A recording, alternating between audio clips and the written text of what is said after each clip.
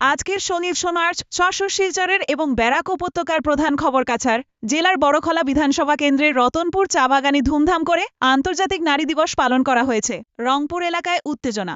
গত রবিবার সন্ধ্যায় শিলচরের রংপুর এলাকায় এক যুবকের মৃত্যুকে কেন্দ্র করে উত্তপ্ত পরিস্থিতির সৃষ্টি হয়। রাজনৈতিক যোগদান।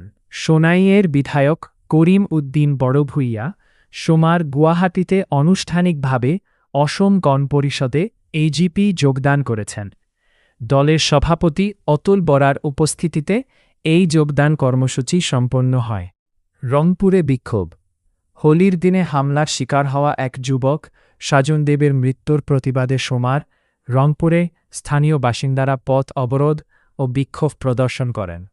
এর ফলে শিলচর ইম্বল জাতীয় সড়কে যান চলাচল দীর্ঘক্ষণ ব্যাহত হয়। ভিডিওর মাধ্যমে দ্রুত খবর পাওয়ার জন্য এই ইউটিউব চ্যানেলটি অনুসরণ করতে পারেন।